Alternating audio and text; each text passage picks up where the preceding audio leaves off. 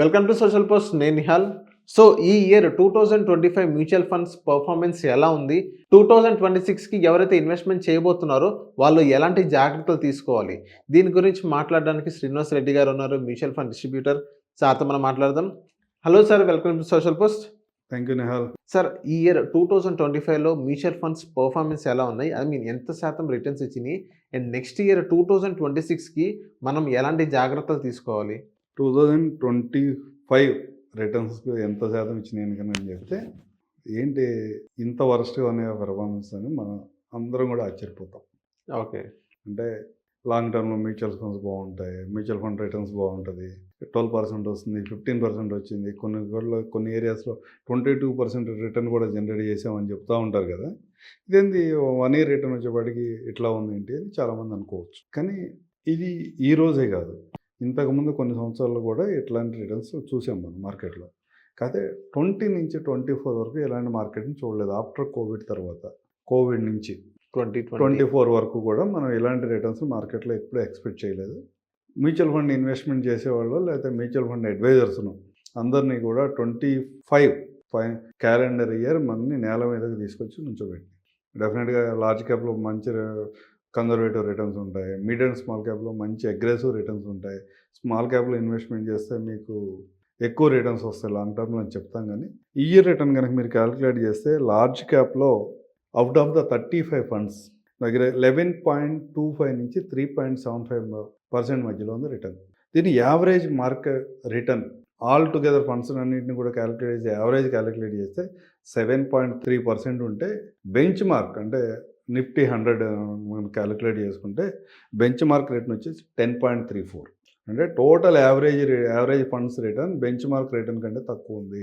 Bench mark కంటే ఎక్కువ return ఇచ్చిన ఫండ్స్ గురించి కూడా మాట్లాడుకుంటే అవుట్ ఆఫ్ 35 ఓన్లీ 2 ఫండ్స్ మాత్రమే బెంచ్ మార్క్ కంటే ఎక్కువ రిటర్న్ ఇచ్చినాయి. ఈ మాటలు చెప్తున్నప్పుడు ఏంటి బెంచ్ మార్క్ కన్నా తక్కువ రిటర్న్స్ ఇచ్చినాయి, ఇలాంటి దాంట్లో ఎందుకు ఇన్వెస్ట్మెంట్ చేయాలని ఇన్వెస్టర్కి ఒక ఆలోచన వచ్చింది. డెఫినెట్గా దాని గురించి మళ్ళీ మాట్లాడదాం. అదే మిడ్ క్యాప్లో చూసుకుంటే మీ రిటర్న్ 10% నుంచి -11% మధ్యలో ఉంది. Average return 2%, benchmark return 6.25%. Benchmark beat అయిన ఫండ్స్ అవుట్ ఆఫ్ 31 ఫండ్స్లో 4 ఫండ్స్ మాత్రం బెంచ్ మార్క్ని బీట్ చేసింది. స్మాల్ క్యాప్కి వచ్చేప్పటికి 4% నుంచి -13% వరకు ఉంది. Average fund return -4%, average benchmark return -5.7%. అంటే బెంచ్ మార్క్ రిటర్న్ కన్నా స్మాల్ క్యాప్ యావరేజ్ రిటర్న్ ఎక్కువ ఉంది. అంటే అవుట్ ఆఫ్ 33లో 16 ఫండ్స్ బెంచ్ మార్క్ని బీట్ చేసింది. ఓకే. అంటే లార్జ్ అండ్ మిడ్ కంటే కూడా స్మాల్ క్యాప్లో ఫండ్ మేనేజర్ బెటర్గా పెర్ఫామ్ చేశాడు. కానీ ఇవన్నీ కూడా నేను ఈ 25లో ఏదైతే బెంచ్ మార్క్ని బీట్ చేయలేదు అని చెప్తున్నాను, ఇవన్నీ 24, 23, 22 ఇవన్నీ చూసుకుంటే కూడా 80% ఫండ్స్ అన్నీ కూడా బెంచ్ మార్క్ అంటే 5-6% ఎక్కువ రిటర్న్ ఇచ్చిన ఫండ్స్ కూడా వీటన్నిటిలో. అంటే మనం ఎప్పుడైనా ఇన్వెస్ట్మెంట్ జర్నీ చూసినప్పుడు ఓన్లీ 1 ఇయర్ రిటర్న్ కాకుండా పాస్ట్ రిటర్న్, ఒక last 5 years return 5 years 10 years return calculate చేసింది. రోలింగ్ రిటర్న్ ఇక్కడ నుంచి లాస్ట్ 5 ఇయర్స్లో ఏం జరిగింది, నిన్నటి నుంచి లాస్ట్ 5 ఇయర్స్లో ఏం జరిగింది, ఇట్లా క్యాలిక్యులేట్ చేసుకుంటే మనకి ప్రాపర్గా అసెట్ ఎలా పెర్ఫామ్ చేస్తుందో అర్థమవుతుంది.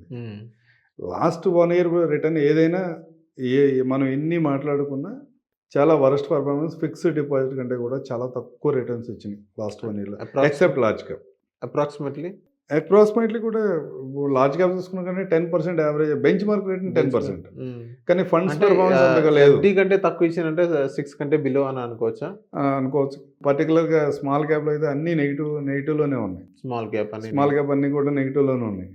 కానీ ఇదే స్మాల్ క్యాప్ని కనుక last 7 years 5 years 7 years return కనుక మీరు క్యాలిక్యులేట్ చేసుకుంటే స్మాల్ కానీ మిడ్ కానీ లార్జ్ అండ్ మిడ్ కానీ ఇవన్నీ కూడా 5 ఇయర్స్ స్పాన్లో 15% కంటే ఎక్కువ రిటర్న్స్ ఉన్నాయి ఆన్ అండ్ యావరేజ్. ఇందాక మనం ఒక వీడియోలో మాట్లాడుకున్నప్పుడు గోల్డ్ని ఈ 2 ఇయర్స్తో కలుపుకుంటే బ్రహ్మాండమైన రిటర్న్స్ కనపడుతున్నాయి. అవును. ఇదే మ్యూచువల్ ఫండ్లోకి వచ్చేప్పుడు ఈ 1 ఇయర్ రిటర్న్ తీసి కనుక క్యాలిక్యులేట్ చేస్తే చాలా బ్రహ్మాండంగా కనపడింది.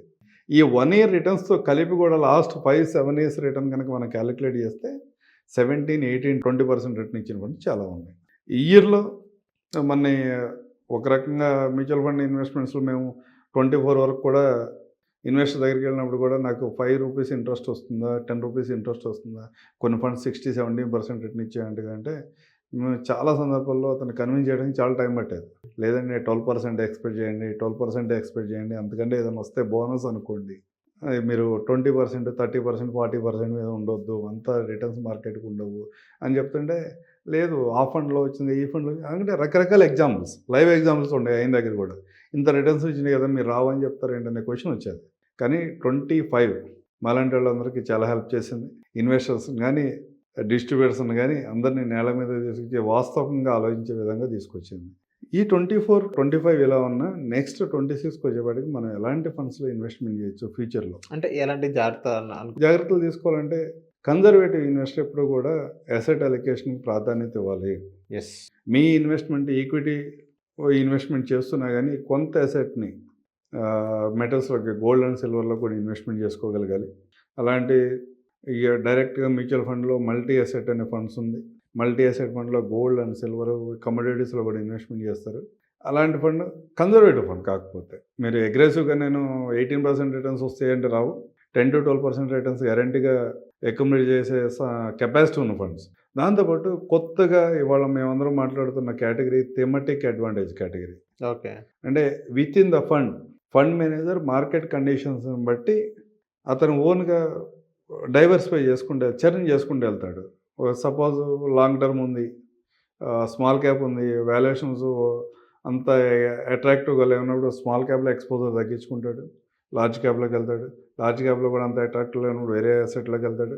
ఈ ఫండ్‌కున్న ఇంకా బ్యూటీ ఏంటంటే with in the fund house కాకుండా అవుట్ ఆఫ్ ద బాక్స్ కూడా వెళ్ళి సపోజ్ ఐసిఐసిఐ వాళ్ళు ఉన్నారు. నిపాన్‌లో ఏదైనా మంచి ఫండ్ ఉంది, రిటర్న్స్ బాగా వస్తున్నాయని వీళ్ళకి అనిపించింది. కొంత అమౌంట్ తీసుకెళ్ళి అవుట్ ఆఫ్ ద వేరే ఏఎంసీలో కూడా ఇన్వెస్ట్‌మెంట్ చేస్తారు. దీనివల్ల ఇన్వెస్టర్‌కి అడ్వాంటేజ్ ఏంటి అంటే నీకెక్కడ కూడా ఈ చర్నింగ్ జరిగినప్పుడు, ఈ అసెట్ అలొకేషన్ రీబ్యాలెన్సింగ్ అవుతున్నప్పుడు నీకెక్కడ ట్యాక్స్ ఇంప్లికేషన్స్ ఉండవు. అంటే ఒక కన్జర్వేటివ్ ఇన్వెస్టర్‌ని నేను మిడ్ క్యాప్‌లో, ఫ్లెక్సీ క్యాప్‌లో పెట్టించాను, లార్జ్ క్యాప్‌లో పెట్టించాను, లేకపోతే మల్టీ క్యాప్‌లో పెట్టించాను. మూడిట్లో కొంత అమౌంట్ ఇన్వెస్ట్‌మెంట్ చేసిన తర్వాత మల్టీ క్యాప్ అంత కంఫర్ట్‌గా లేదు, మిడ్ క్యాప్‌లోకి వెళ్దాము, లేకపోతే ఫ్లెక్సీలోకి వెళ్దాము అనుకున్నప్పుడు ఇతను ఈ అమౌంట్‌ని ఇక్కడ విత్‌డ్రా చేసుకొని అక్కడ ఇన్వెస్ట్‌మెంట్ చేయాలి. ఓకే. విత్‌డ్రా చేసి ఇన్వెస్ట్‌మెంట్ చేసినప్పుడు ఎగ్జిట్‌లో కూడా రావచ్చు. 1 ఇయర్ లోపు అయితే గెయిన్స్ ఉంటే కనుక షార్ట్ టర్మ్ క్యాపిటల్ గెయిన్ రావచ్చు. 1 ఇయర్ తర్వాత అయితే కనుక లాంగ్ టర్మ్ క్యాపిటల్ గెయిన్ రావచ్చు. ఇదే థెమటిక్ అడ్వాంటేజ్‌లో ఉంటే ఫండ్ మేనేజర్ అతని వాల్యుయేషన్ బట్టి, అతని క్యాలిక్యులేషన్ బట్టి చర్న్ చేసుకుంటూ ఉంటాడు. నీకేమి ఈ ఎగ్జిట్ లోడ్ ఎఫెక్ట్ కానీ, క్యాపిటల్ గెయిన్స్ ఎఫెక్ట్ కానీ అలాంటివి లేకుండా ప్రాపర్ రిటర్న్ జనరేట్ చేసే ఫండ్స్ ఉన్నాయి. అసెట్ అలొకేటర్ ఫండ్ అంటాము, ఒక్కొక్కరు ఒక్కో విధంగా పిలుస్తూ ఉండొచ్చు. అసెట్ అలొకేటర్ ఫండ్ అంటాము, లేకపోతే థెమటిక్ అడ్వాంటేజ్ ఫండ్ అంటాము. ఇలాంటి ఫండ్స్‌లో ఇన్వెస్ట్‌మెంట్ చేసుకుంటే కన్జర్వేటివ్ ఇన్వెస్టర్ అలాంటి వాళ్ళకి బాగుంటుంది. ఓకే. అగ్రెసివ్ ఇన్వెస్టర్ నీ టైం మార్జిన్ ఉంది, 10 ఇయర్స్ కంటే మోర్ దాన్ 10 ఇయర్స్ ఉందా, ఎస్ఐపి రూట్లో వస్తున్నారా, స్మాల్ అండ్ మిడ్ క్యాప్‌లో ఇన్వెస్ట్‌మెంట్ చేసుకోవచ్చు. కాదే అండర్లైన్ ఏంటంటే ప్రాపర్గా ఫండ్ని అసెస్ చేసుకుని పోర్ట్ఫోలియోస్ని డిజైన్ చేస్తున్నాను బట్టి, ఫండ్ మేనేజర్ ఎక్స్పీరియన్స్ని బట్టి, ఎక్స్పెన్స్ రేషియో ఎలా ఉంది, లాస్ట్ 1, 2, 3 ఇయర్స్ రిటర్న్స్తో పాటుగా మార్కెట్ వరస్ట్ టైంలో ఎలా పెర్ఫార్మ్ చేసింది ఆ పోర్ట్ఫోలియో, ఓకే. మార్కెట్ పాజిటివ్ మూడ్లో పైకి వెళ్తున్నప్పుడు ఆ ఫండ్ పోర్ట్ఫోలియో ఎలా పెర్ఫార్మ్ చేస్తుంది, ఇవన్నీ క్యాలిక్యులేట్ చేసుకుని స్మాల్ అండ్ మిడ్లో ఇన్వెస్ట్మెంట్ చేయొచ్చు. అదే లంసమ్ ఇన్వెస్ట్మెంట్ చేస్తుంటే ఎవరైనా అగ్రెసివ్ ఇన్వెస్టర్ లంసమ్ ఇన్వెస్ట్మెంట్ చేస్తుంటే కనుక ఫ్లెక్సీ క్యాప్లోకి వెళ్ళొచ్చు, లార్జ్ క్యాప్లోకి వెళ్ళొచ్చు, మల్టీ క్యాప్లో కూడా వెళ్ళొచ్చు. అలాంటి ఫండ్స్లో ఇన్వెస్ట్మెంట్ చేయొచ్చు. లేదా ఇంకొక థీమ్ ఏముందంటే ఎంత అగ్రెసివ్ ఇన్వెస్టర్ అయినా మార్కెట్ ఎప్పుడైనా కరెక్ట్ అయితే ఇబ్బంది పడతారు. అవును. అలాంటి కండిషన్స్లో థెమటిక్ అడ్వాంటేజ్ ఫండ్స్లో కానీ, బ్యాలెన్స్ అడ్వాంటేజ్ ఫండ్స్లో కానీ, లేదా బ్యాలెన్స్ ఫండ్స్లో కానీ మీ లంసమ్ ఇన్వెస్ట్మెంట్ పెట్టుకుని అక్కడి నుంచి త్రూ ఎస్డబ్ల్యూపీ ద్వారా కొంత అమౌంట్ని స్మాల్ అండ్ మిడ్లో ఇన్వెస్ట్మెంట్ చేసుకున్నా కానీ రిటర్న్స్ బాగుంటాయి. ఓకే. లాంగ్ టర్మ్ వ్యూతో ఆలోచించినప్పుడు ఇలా రకరకాల కాంబినేషన్స్, మనకి ఎక్కడ ఏ కాంబినేషన్ మనకి ఇన్వెస్టర్ సూట్ అవుతుందో ఆ కాంబినేషన్లో ప్లాన్ చేయొచ్చు. Okay. Okay. So thank you sir మా సోషల్ పోస్ట్ వచ్చినందుకు. Thank you Nihal.